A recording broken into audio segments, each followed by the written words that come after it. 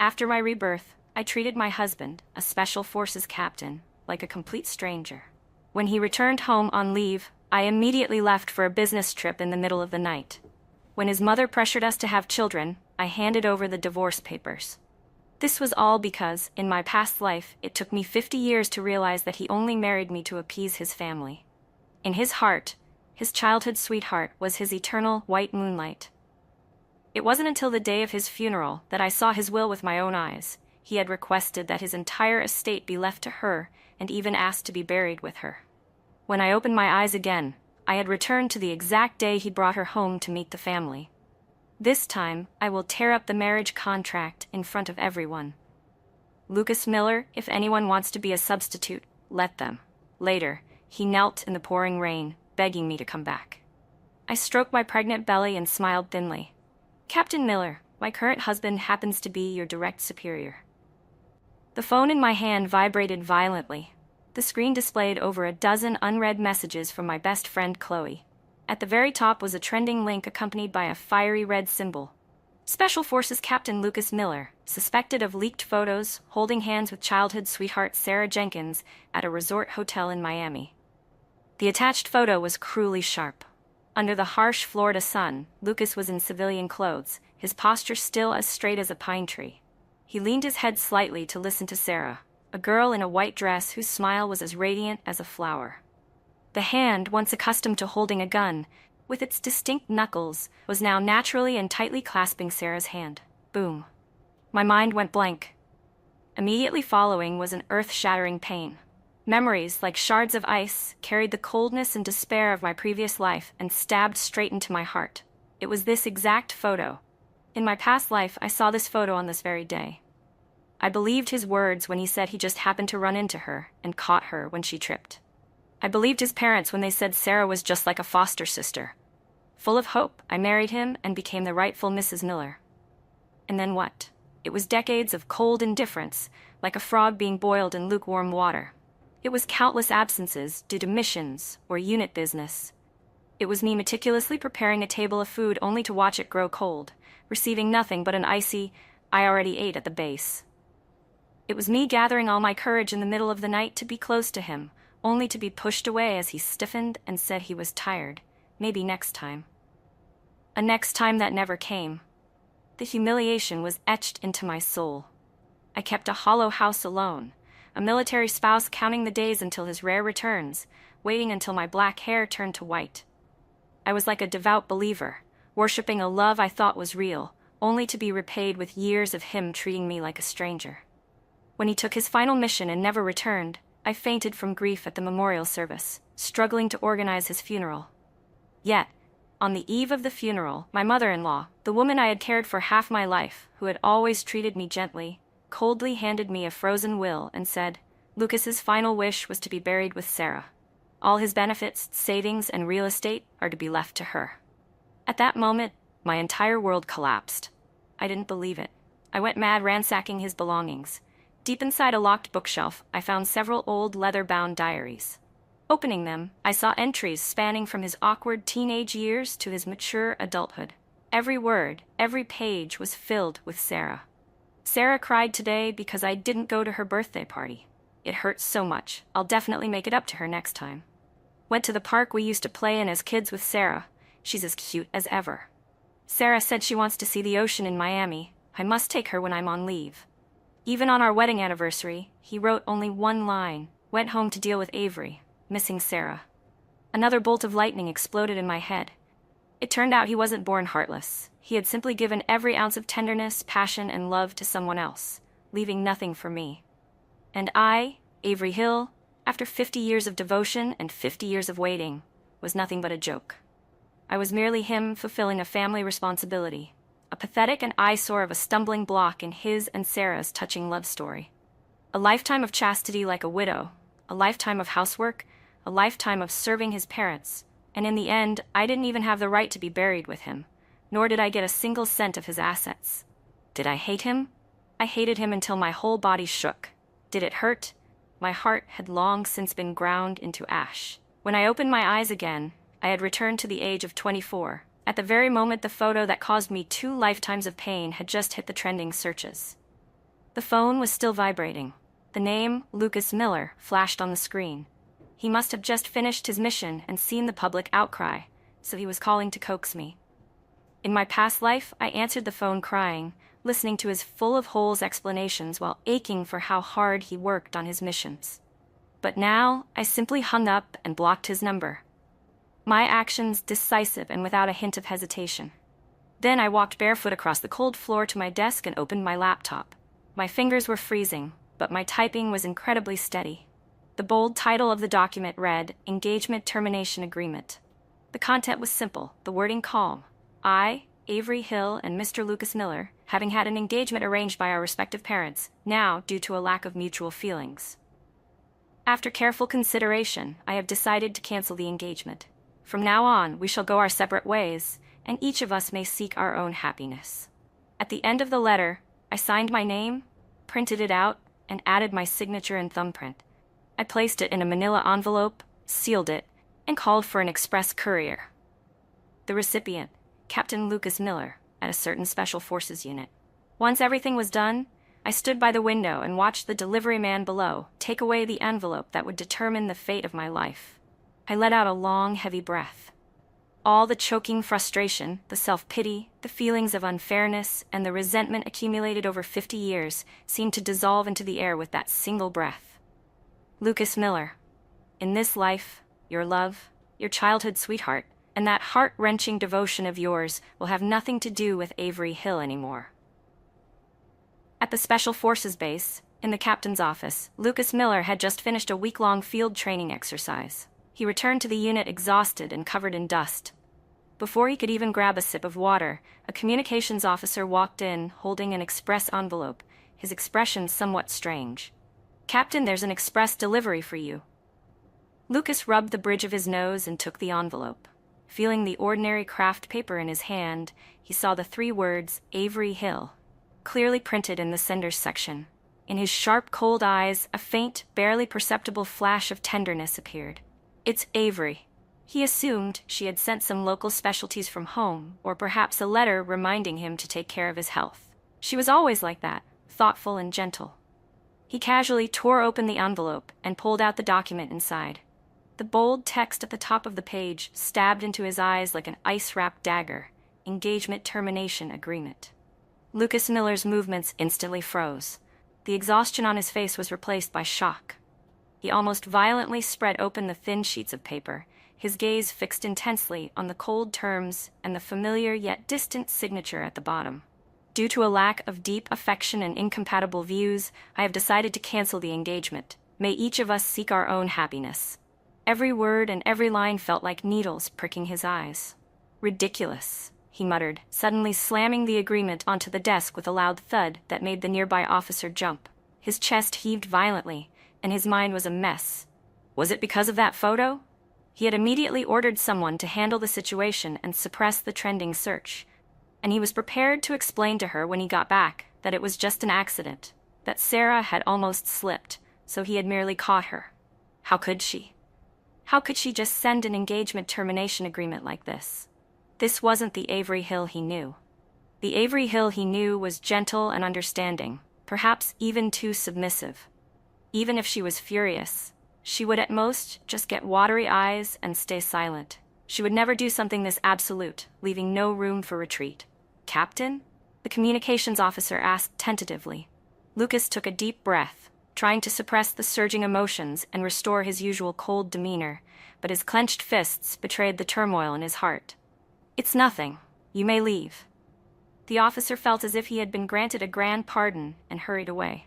Alone in the office, Lucas picked up the agreement again, staring at the name Avery Hill at the bottom of the page. His gaze became dark and unpredictable. He pulled out his phone, found that familiar number, and called. "We're sorry. The number you have dialed is currently busy." He tried again, but the same cold, automated voice answered. She had blocked his number. Lucas's face immediately darkened. He switched to calling the Hill family's landline. Avery's mother picked up, her voice carrying anxiety and a bit of awkwardness. "Lucas?" "Avery said she's made up her mind. I don't know what's wrong with her. Since yesterday, she's locked herself in her room and won't see anyone or answer the phone. We've tried to reason with her, but it's no use." Lucas tried to maintain his composure, making his voice sound steady. Auntie, I know it's because of that photo, but it's just a misunderstanding. I'm about to go on leave soon, and I'll come back to clear things up with Avery. Avery's mother sighed before hanging up. Regarding you two, we can't interfere anymore. You'll have to talk to her yourself. Explain? She wasn't even giving him a chance to explain. Lucas frustratedly ran his hand through his hair, a sense of unease rising in his heart as things spiraled out of control. After a moment of thought, he called another number. Sarah, it's me. You've seen the trending search, right? Yeah, I know it's not your fault. Avery is probably just throwing a bit of a tantrum. If she contacts you, please help me talk to her. Explain that it was just a misunderstanding. On the other end of the line, Sarah Jenkins' voice was gentle but tinged with a bit of grievance. Lucas, I understand. It's all my fault. If I hadn't insisted on going to Miami, we wouldn't have been photographed, and Avery wouldn't have misunderstood. Don't worry, I'll explain it to her. Even after hanging up, the frustration in Lucas's heart didn't subside. He stared at the termination agreement on the desk, his eyes darkening completely. Avery Hill, what on earth are you trying to do? At the same time, back at my house, I was leisurely sitting in a swing chair on the balcony, soaking up the sun and reading a book. My phone was on silent, but the screen kept lighting up repeatedly. Lucas Miller, Mrs. Miller, Sarah Jenkins. Their names appeared one after another as the calls came in. I didn't answer any of them. The doorbell rang. It was my mother. She walked in carrying a plate of fruit, her face full of worry. Avery, be honest with me. What is really going on?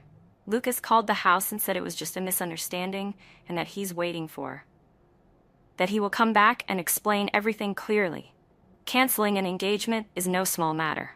I put my book down and took my mother's hand, my tone calm but firm. Mom, it's not a misunderstanding. That photo was just the last straw. There was never any real affection between us to begin with. If I marry him, I won't be happy. But haven't you two always gotten along so well? My mother interrupted, her eyes serious. Lucas is a man of few words, but he has good character, and his family background is solid. Good character and a good background don't mean he's the right person for me, I replied. I don't want to spend the rest of my life living in the shadow of another woman. I've already made up my mind. Seeing the resolve in my eyes, which left no room for negotiation, my mother finally just sighed and said nothing more. She knew her daughter. Once I made a decision, not even a team of oxen could pull me back. Not long after my mother left, my phone screen lit up again. This time, it was Sarah Jenkins. I looked at the name, and the corners of my mouth curled into a cold, mocking smile. So, she finally couldn't sit still anymore. I picked up the phone and pressed answer, but didn't say a word. Immediately, Sarah's voice rang through the phone, filled with sobs and immense anxiety. Avery, you finally picked up. Please, don't be mad at Lucas. It's all my fault. I'm the one who messed up. I slipped that day and couldn't keep my balance. Lucas was just catching me. I never imagined someone would take a photo and cause such a huge mess. Please don't cancel the engagement. You two are such a perfect couple. This is all because of me. Her voice choked with emotion, as if she were the one most wronged in this entire situation. In my past life, I might have been softened by those self-blaming words and even ended up comforting her. But now, I only felt disgusted. I silently listened to her finish her performance, waiting until she was nearly choking on her tears before I leisurely spoke, my voice devoid of any emotion. Are you done? The sobbing stopped instantly. It seemed she hadn't expected me to react that way. Sarah, I said in a flat tone, carrying a piercing, transparent coldness. There's no one else here, so there's no need to act anymore. I know all about the filthy business between you and him. I am definitely ending this marriage. If you like picking up the things I throw away, go right ahead. Just don't bother faking it in front of me. The other end of the line was dead silent for a few seconds. Then, Sarah's voice suddenly spiked, filled with shock and panic. Avery, how can you talk to me like that? Lucas and I are innocent. I've always looked at you like an older sister. I don't want the two of you to... Shut up, I cut her off coldly. Don't call me your sister. It makes me sick. Also, pass a message to your Lucas. Tell him to sign the agreement and end this cleanly. Otherwise, I don't mind making a scene and showing everyone exactly how innocent you two childhood sweethearts really are. With that, I hung up and immediately blocked her number. As expected, Sarah couldn't stay away. Less than 2 hours after I hung up and blocked her, my doorbell rang. Looking through the peephole, I saw Sarah standing outside the door, her eyes red as if she were about to burst into tears, carrying a fruit basket. She truly was like a ghost that wouldn't move on. Initially, I intended to ignore her, but she persistently pressed the bell without stopping, as if she would keep at it until the sky fell if I didn't open up. Neighbors began to poke their heads out to see what was happening. I took a deep breath and opened the door, but only just a crack, enough to speak through. Avery. As soon as she saw me, Sarah's tears fell like a broken string of pearls. I know you're mad at me. I came here to apologize. Please don't be mad at Lucas anymore. Please don't cancel the engagement because of me. You two truly belong together.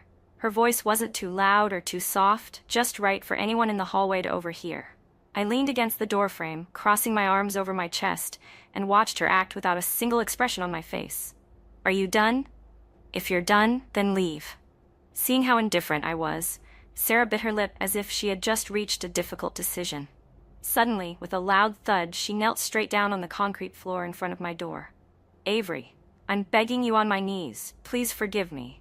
Forgive Lucas. She looked up, her face drenched in tears, her voice trembling and looking utterly pitiful. It's all my fault. I shouldn't have insisted on dragging Lucas to Miami. I shouldn't have carelessly slipped and forced him to catch me. It's all my fault. You can hit me or scold me. Just vent it all on me. But please, don't leave Lucas.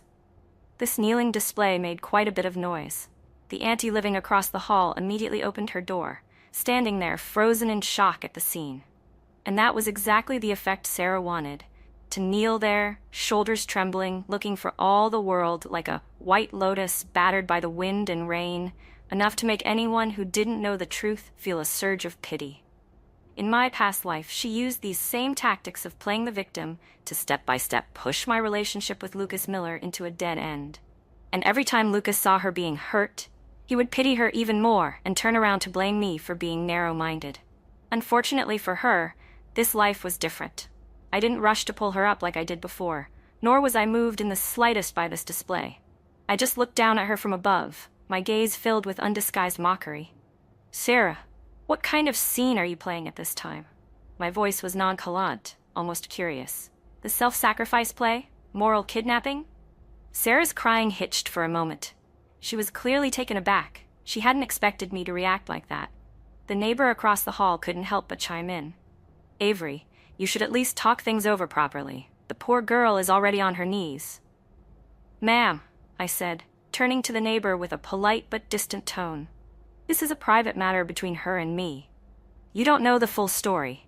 Some people love using stunts like kneeling to manipulate others. Please don't let yourself be fooled. The woman opened her mouth to say something, but stopped, though her eyes clearly still favored Sarah. Seeing this, Sarah cried even harder, even starting to kowtow. Avery, I know you hate me. You can do whatever you want to me. I just beg you not to let go of Lucas. He truly loves you. Think of the years of feelings between you two. Loves me? I burst out laughing, as if I had just heard the most ridiculous joke in the world. If he loved me, would he be holding your hand at a resort in Miami while he's still engaged to me? If he loved me, would he let you stage this pathetic performance by kneeling at my front door? Sarah, you and him, one's a hypocrite and the other's a drama queen. You really are a match made in heaven. I paused, my eyes scanning the neighbors who were secretly gathering to watch, and then I intentionally raised my voice to ensure everyone heard me clearly. Perhaps everyone here doesn't know yet. This girl kneeling on the ground is Sarah Jenkins. She is the childhood sweetheart of Captain Lucas Miller of the Special Forces, the man who appeared in that viral photo holding her hand at a hotel in Miami a few days ago. I am Lucas Miller's official fiancé. Currently, because I cannot accept my fiancé being so intimate with his sweetheart, I have decided to cancel the engagement, and now Miss Jenkins here has come to my door to kneel and beg me not to break up with him. You tell me, who is the one being unreasonable here?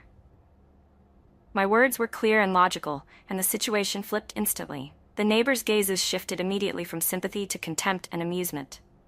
Oh, so it's her? The homewrecker actually dared to show up at the door? Good grief, she's got nerve. The actual fiancé hasn't even said anything, and she's already kneeling. She's probably playing that damsel in distress card to force the fiancé to cave. That's honestly disgusting. The whispers were like needles stabbing into Sarah. Her face turned deathly pale, and her kneeling body began to tremble. Her pitiful facade could no longer be maintained, and her eyes flickered with a mix of panic and venom. "No, that's not it. Everyone is misunderstanding," she tried to explain, but her voice was weak and lacked any conviction. "Misunderstanding?" I looked at her coldly. "Sarah, drop the act. Your tears and your kneeling have no effect on me. This engagement is definitely being cancelled. Whether you and Lucas Miller are true love or just playing around has nothing to do with me anymore. But remember this well, never show your face in front of me again. If you do..." I leaned down close to her, whispering each word so only the two of us could hear. "I won't hesitate to go public with more evidence of your deep sibling bond. For example, a bunch of photos of the two of you staying in a single suite in Miami." Sarah snapped her head up, her pupils contracting. She looked at me with a face as white as if she'd seen a ghost, speechless and stunned. I knew I had hit her where it hurt. I stood up straight, not bothering to look at her pathetic state again. I turned politely to the neighbors. "I'm sorry for the disturbance, everyone. My private business is settled." With that, I stepped back and slammed the door shut with a decisive, clean thud. Sarah's kneeling stunt not only failed its purpose, but also became the talk of the neighborhood for days.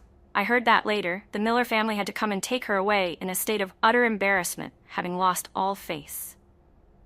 As for me, I enjoyed the peace and quiet today, focusing on handling my own affairs. I had studied design in college. In my past life, for the sake of a socially compatible marriage, I took a boring government job after graduation just to pass the time. In this life, I proactively applied to several design studios I had long admired. Just as I was preparing to head out for an interview at one of them, Lucas Miller returned. He blocked my path right outside my building. This wasn't a cold command over the phone or a message sent through someone else. He came in person. He was in civilian clothes, his posture still as straight as a pine tree, but his eyes and face showed clear signs of exhaustion and stress. He stood in front of the building like a silent stone statue, radiating a heavy pressure that kept strangers from approaching. Neighbors passing by couldn't help but steal glances and whisper. I carried my bag downstairs. I didn't slow my pace. It was as if he were just a gust of wind passing by me as I headed toward the entrance of the complex. "Avery Hill," he spoke, his voice hoarse, carrying the fatigue of an entire sleepless night. I acted as if I hadn't heard him and kept walking. He took a few strides and gripped my wrist tightly, his strength forceful and domineering, allowing no refusal. "We need to talk." The feeling of being coerced by my wrist made a deep sense of revulsion rise within me. In my past life, he used this kind of external strength, completely disregarding my feelings, to push me away time and time again. I stopped walking but didn't turn around. I only spoke coldly. "Let go. Avery, stop making a scene." There was a hint of worry and urgency in his voice that was hard to detect, an emotion that had never existed in my past life. "What is this engagement termination agreement about? And what was that business with Sarah kneeling at your door? Can't we just sit down and talk this through properly?" I forcefully shoved his hand away. The sudden strength made him stumble back half a step. I turned around and finally looked him straight in the eye, but the old affection was gone. There was only icy coldness and distance. "Captain Miller," I thought I made myself clear. My voice was calm, but every word cut like a knife. "The engagement is cancelled. There is nothing left between us. As for why Sarah Jenkins was kneeling at my door, you should ask her, not come here to interrogate me." Lucas Miller stood there, stunned by my gaze and my words, his brow furrowed deeply. He seemed to be searching for a glimpse of the girl who used to be gentle and patient, but all he found was an impenetrable wall of ice. "Is this because of the photo in Miami?" He took a deep breath, trying to soften his voice. "That really was a misunderstanding. Sarah, she..." "Lucas Miller," I interrupted, my voice suddenly rising with undisguised irony. "Sarah, you call her so affectionately. Are you going to keep going? Are you going to tell me she's just like a sister to you? That there's only a sibling bond between you two?" I choked him off, and his expression turned sour. "Whether you're siblings or not, you two know best." I took a step forward, my eyes pressing into his. "Do I need to throw the records of you two sharing a single suite in Miami right in your face?" Lucas's pupils contracted violently. His face went pale instantly, his eyes filled with shock and panic. How do you know that?" How I know doesn't matter, I cut him off coldly. What matters, Lucas Miller, is that I don't care anymore. Looking at his suddenly ashen face, my heart didn't even ripple. It was just a calm, cold sense of letting go. Whether you and she are truly in love, or just having an affair, it has nothing to do with me. I, Avery Hill, have no need for a man whose heart belongs to someone else and who isn't exactly clean himself. Avery Hill! That sentence completely enraged him. The veins on his temple pulsed, and his eyes burned with the fire of insulted pride. What kind of nonsense are you talking? Sarah and I are innocent. Innocent? I let out a sharp laugh of disdain. My voice so contemptuous his hands balled into fists. Holding hands is innocent? Sleeping in the same room is innocent? Your standards for innocence are certainly broad. Or do I have to catch you in bed for it to count as guilty? You? He was shaking with rage. It was as if he had never seen me so sharp and disrespectful. The gentle girl who had always waited for him patiently was completely gone. I didn't flinch, looking directly into his burning eyes. Captain Miller, look closely and remember this. I don't want you anymore. I emphasized every word, making a clear declaration. You, Lucas Miller, have been dumped by me, Avery Hill. Without giving him another glance, standing there like he'd been struck by lightning, full of shock, rage, and disbelief, I turned and walked away, leaving the complex without a single regret. After cutting ties with Lucas Miller, I successfully passed an interview at a rising design studio. It wasn't large, but the atmosphere was great, and the lead designer had a very unique perspective. Thanks to the aesthetic sense I honed in my past life and a maturity far beyond my years, I was quickly assigned to an important project. I poured all my energy into work, learning new software, staying up late, drawing blueprints, and brainstorming with the team. This busy, high-energy life made me almost forget the unpleasantness Lucas and Sarah had brought me. But the tree seeks peace while the wind continues to blow. Lucas Miller seemingly couldn't accept the fact that I had dumped him. He began trying every possible way to contact me, or more accurately, to regain control. He changed phone numbers to call me. As soon as I heard his voice, I hung up and blocked him. He had his close teammates from the unit call me, saying the captain knew he was wrong and asking me to give him a chance. I declined politely but coldly. I'm sorry. I'm very busy with my own business. Please don't disturb me. He even managed to track down my work address and waited outside. When I walked out of the office building that afternoon, I saw him leaning against a military jeep. He still looked as cold as ever, but there was something in his eyes I had never seen in my past life. Obsession. Avery, let's talk for a moment. He blocked my path, his voice hard and brooking no refusal. I stopped, clutching my portfolio tightly, looking at him with an expressionless face. Captain Miller, I'm very busy. I don't have time to play cat and mouse with you, and this is a place of business. Please be mindful of the scene you're making. The scene? He curled his lip into a bitter, forced smile. Now you care about the scene? You sent a termination agreement straight to my unit and let Sarah kneel in public. Did you worry about the scene then? You brought that on yourselves, I replied coldly. If the two of you had behaved decently, I wouldn't have had the chance to cause a scene. He was silenced by my words. He stayed quiet for a few seconds, then took a deep breath, his voice softening.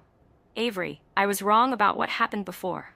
I admit that with Sarah, I might have been a bit blurry with the boundaries which led you to misunderstand. But truly, there is nothing between her and me. From now on, I will keep a clear distance. Can we start over? Those same words again. I almost wanted to applaud his acting. Blurry boundaries? Nothing at all? Then what were those diary entries filled with pain and love? What about his final wish to be buried with Sarah Jenkins? Lucas Miller. I looked him straight in the eye. There was no anger left in my gaze, only a flick of mocking pity. Do you honestly think that if you just humble yourself a bit and say a few soft words, I should be grateful? That I'll immediately run back to you and continue being your obedient little puppet who comes and goes whenever you whistle? He frowned. That's not what I meant. Then what do you mean? I cut him off, questioning him relentlessly. You think I canceled the engagement just because I was throwing a tantrum? You think I'm just waiting for you to coax me? You're wrong, ridiculously wrong. I took a step forward, looking him dead in the eye, each word clear and decisive. I canceled the engagement because I finally saw you for who you are, and I saw myself clearly too. I don't love you anymore, Lucas. Not even a little bit. In my eyes, you're no different from a stranger now. please, stop degrading yourself further. A stranger, he repeated those two words, his face gradually darkening as a storm surged in his eyes. Avery Hill, all those years of feelings between us and you just cut it off like that? You say you don't love me and that's it? I don't believe you. He suddenly grabbed my shoulders, his grip so tight my bones ached. Tell me, is it because of Sarah? Because of her, let her go. A deep, warm male voice abruptly interrupted him. I turned my head to see Ethan Reed, the head of the studio and the senior mentor who had been guiding me, walking out of the building. He was scowling, looking at Lucas's hands still clamped onto my shoulders with irritation and wariness. Lucas froze and looked toward Ethan, his gaze instantly becoming as sharp as a hawk's, filled with scrutiny and hostility. Who are you? Ethan didn't answer the question. He simply stepped up beside me, his voice calm but firm. Sir, please release my colleague, or I'll be forced to call the police. When Lucas saw Ethan standing naturally by my side in a protective stance and noticed that I had no intention of calling for help, his face turned black as ink. His grip, which had turned my shoulders white, finally loosened slowly. He looked at me deeply, his gaze incredibly complex, full of rage, resentment, and the raw territorial ferocity of a wild beast whose domain had been invaded. Avery Hill, things between us aren't over yet, he spat out before turning and climbing into his jeep. The engine roared with frustration as he sped away. Are you okay? Ethan turned to me with concern. I rubbed my aching shoulders and shook my head. I'm fine. Thank you, Mr. Reed. Ex-boyfriend? Ethan arched an eyebrow, his tone suggesting he'd pieced it together. I gave a bitter smile and didn't deny it. Let's go with that. We broke up, but he doesn't seem to know how to let go.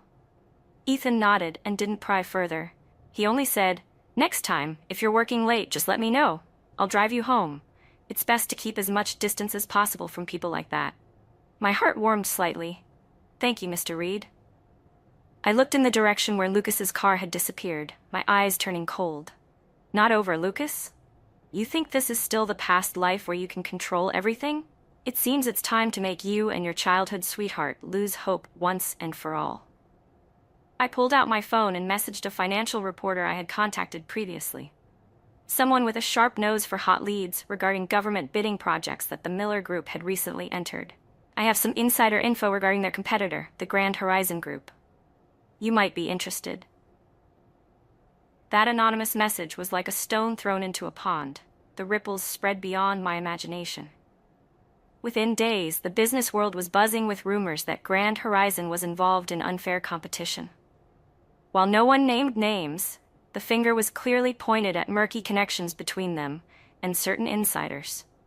Since the Miller Group was their direct competitor in that project, they were naturally dragged into the mud. Project progress stalled, and the board of directors was livid. The pressure Lucas was under was understandable. The unit he served in had deep ties with the Miller family's interests, so when the clan suffered a blow, he couldn't escape the fallout. I heard he had barely been at the base lately, spending most of his time scrambling to fix family affairs. That evening, Ethan kept me late to work on an urgent revision requested by a client. By the time we finished, it was past 10 p.m. Come on, I'll drop you off, Ethan said, grabbing his keys. I was exhausted, so I didn't stand on ceremony and nodded. Thanks, Mr. Reed. As the car pulled up to the entrance of my complex, a familiar figure was blocking the way. Lucas Miller. He had clearly been waiting a long time, leaning against his car with several cigarette butts at his feet. The darkness made his cold features even sharper, radiating a suffocating aura. Ethan stopped the car and frowned. I took a deep breath and opened the door to step out. Whatever was coming had to come. Avery Hill. Lucas stood up straight and walked toward me, step by step. His gaze landed on me first, then swept coldly toward Ethan in the driver's seat before returning to my face. His voice was low and dangerous. It's this late, and he's the one bringing you home? That doesn't seem to be any of your business, Captain Miller, I replied nonchalantly. None of my business? He let out a harsh laugh, his eyes full of fury and a flicker of betrayed hurt. I'm losing my mind dealing with the fallout for you and the family, and what are you doing? It's the middle of the night and you're running around with another man? Avery, are you really that desperate? Running around? I laughed at his choice of words. Lucas, please show some respect for your own vocabulary. Ethan Reed is my boss. We were working overtime. You think everyone is like you and Sarah? Always free to play at deep sibling affection? Don't bring her up, Lucas roared, as if I'd hit a raw nerve. I'm talking about you right now. Is it because of him? The reason you canceled the engagement, the reason you've changed so much, it's all because of this guy, isn't it?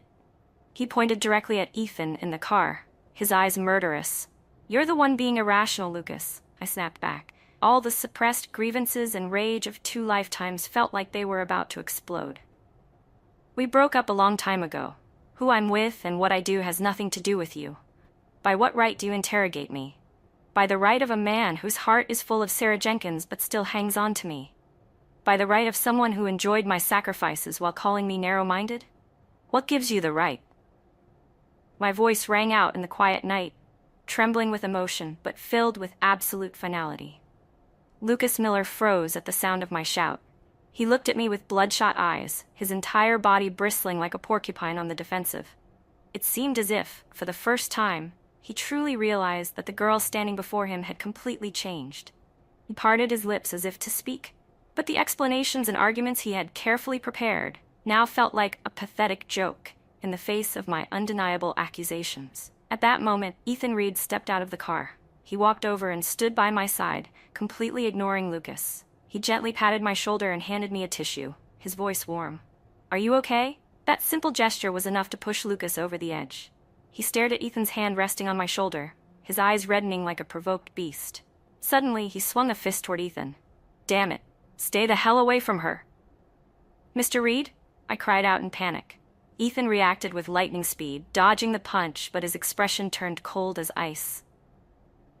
Captain Miller, please calm down. Fighting isn't going to solve anything. Solve my ass. Lucas had completely lost control. He threw another punch, carrying the brutal force of his military training.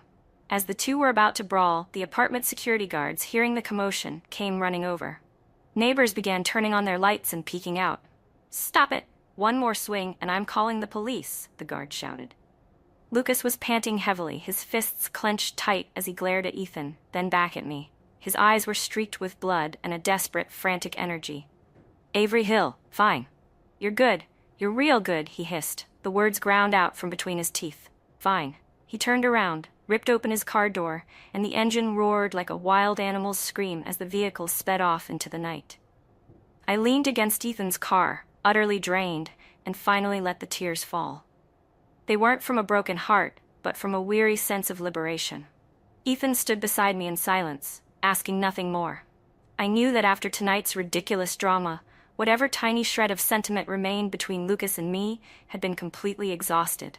After Lucas went off the rails that night, things seemed quiet for a while. But knowing his and Sarah's personalities, I knew this wouldn't be the end of it. Sure enough, a week later, a sophisticatedly edited video began circulating in a few small groups. The video showed Ethan and me leaving work late, and him driving me home. The camera angles were clever, intentionally highlighting moments where we happened to stand close while discussing work, accompanied by leading captions suggesting I was having an affair with my boss, and that was the real reason I had dumped Lucas Miller. Simultaneously, anonymous forums began to fill with filthy slurs about office flings and sleeping your way to the top. The tactics were cheap, but enough to make one nauseous. You wouldn't need a brain to guess who was behind it. Sarah Jenkins, the cornered mad dog, was trying to destroy my career and reputation with these low-class dirty tricks. Whispers inevitably began to ripple through the studio. Despite the pressure, Ethan stood up directly during the morning meeting. Avery Hill joined this studio based on her own talent, expertise, and work ethic. Everyone here can see that. I don't want to hear another word of baseless gossip. Anyone who violates company policy will be dealt with accordingly. His protection moved me, but I knew that if I didn't strike at the root, the rumors would never stop. I recontacted the financial reporter I'd worked with before. I sent him transfer records and IP addresses linked to Sarah Jenkins buying bots to spread rumors, along with her social media posts flaunting luxury gifts and screenshots of suggestive chats between her and several married tycoons. I messaged him. These items are surely worth more than some petty office gossip, right? The reporter replied instantly with an okay emoji. The next day, a bombshell investigative piece was published. The true face of the innocent sweetheart, Sarah Jenkins' life of gold digging and smear tactics exposed. The article was logically sound, packed with evidence, and supported by vivid photos.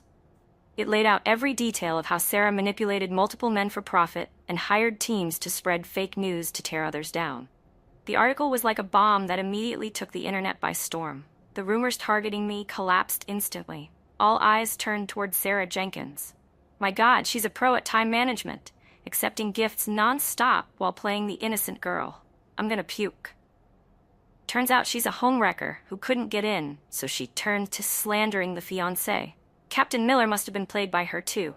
Women like this are truly terrifying. Sarah's phone was ringing off the hook. Her social media accounts were utterly decimated. The good friends she once had cut ties immediately. She tried to contact Lucas, but word had it that after he read the article, he threw his phone across the room and refused to take a single call from her. The Miller family lost all dignity. Lucas's mother was so enraged she actually fell ill, declaring to everyone that she would never allow someone like Sarah Jenkins to set foot in their house. Following Sarah's scandal, Lucas Miller seemed to evaporate from the face of the earth. It wasn't until a month later that I heard from him. He had used countless connections to track down my new number.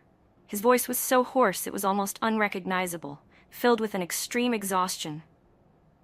Avery, can I see you one last time? There are things I want to say to you in person. He hesitated for a moment, then added, I promise, this will be the last time. I remained silent for a few seconds before nodding in agreement. Some things truly need a definitive ending.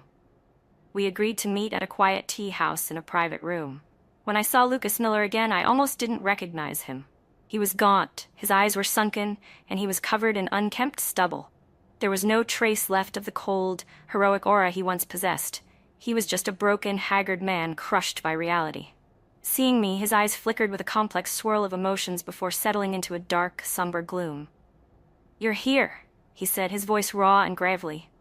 I sat down opposite him, without touching the cup of tea in front of me. If you have something to say, say it. He stared at me for a long time, as if trying to etch my image into his very marrow. Then he let out a bitter laugh. I lost, Avery. I lost everything. I said nothing. I know everything about Sarah now. He lowered his head, staring at his calloused hands. I was a fool. I was blind, letting her deceive me all these years, letting her hurt you time and time again. His voice softened. It wasn't until I lost you, until I saw that evidence, that I realized how wrong I was. It wasn't that I didn't love you. It was just that I grew so used to your presence, so used to your kindness, that I forgot to cherish it. I forgot to distinguish between what was real and what was fake in my life. He looked up, his eyes rimmed with red, filled with pain and regret. Avery, I'm sorry. I'm so sorry. If only I had seen clearly sooner. If I could... There are no ifs anymore, Lucas, I interrupted calmly, my voice without a ripple of emotion. It's all too late. His whole body trembled slightly, and the light in his eyes slowly faded. I didn't come here today to hear you repent, I said, looking at him with clear, steady eyes. I just wanted to tell you that I don't hate you anymore. But I don't love you either. You are just a part of my past now. I stood up, preparing to leave. Avery, he suddenly called out, his voice filled with struggle. I finally requested a transfer to the border. I'm leaving next month. It might be a very long time before I can return. My footsteps faltered for a brief moment, but I didn't turn back. Take care. After saying those 2 words, I slid open the door and walked out. Outside, the brilliant sunlight poured down, spreading warmth across my body. I didn't ask him if he still loved Sarah Jenkins, nor did I ask if he had ever truly loved me. Those questions were no longer important. 50 years of coldness and loneliness in my past life had been traded for clarity and absolute freedom in this one. It was worth it. I took a breath of fresh air and walked quickly away from the tea house, merging into the bustling crowd on the street. My future was straight ahead.